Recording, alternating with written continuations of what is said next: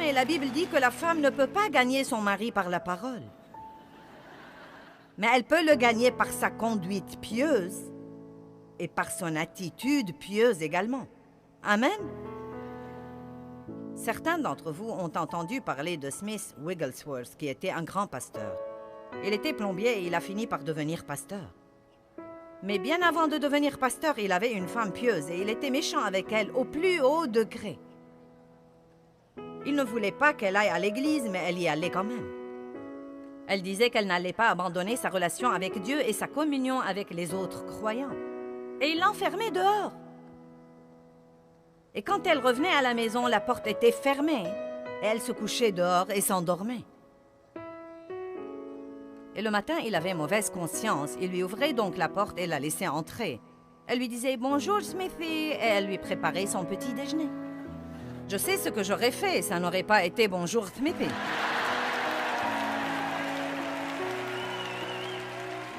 Mais d'un autre côté, si j'étais mariée à cet homme, il serait resté plombier et ne serait jamais devenu grand pasteur.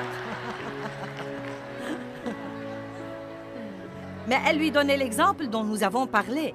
Et elle a continué à être tellement gentille avec son mari qu'il a fini par être sauvé et radicalement rempli du Saint-Esprit et par devenir un des plus grands prédicateurs renommés que l'Église a connus. Laissez-moi donc répéter. Vous ne pouvez pas changer les membres de votre famille, mais vous pouvez prier pour eux. Et si vous priez, vous ouvrez la porte à Dieu pour travailler. Si nous essayons de faire les choses sans faire intervenir Dieu, cela empêche littéralement Dieu de travailler parce que nous sommes les associés de Dieu. Et nous ne devons pas exécuter nos plans et nous attendre à ce que Dieu les bénisse ensuite.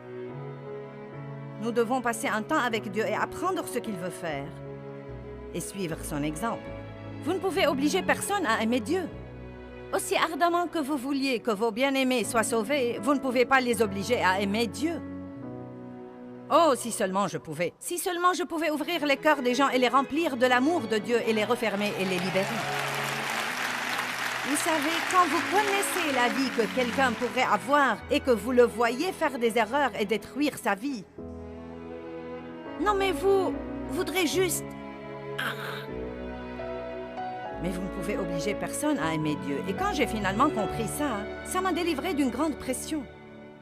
On n'oblige personne à aimer Dieu. Chacun de nous doit faire son choix personnel. Et là encore, je crois vraiment...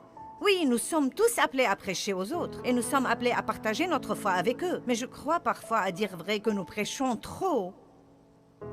Et que nous ne sommes pas le bon exemple que nous sommes censés être. Je crois que nous devons parfois être un meilleur exemple. Et donc, si nous croyons à la puissance de la prière et que nous commençons vraiment à prier pour les choses pour lesquelles nous peinons et nous travaillons, nous pouvons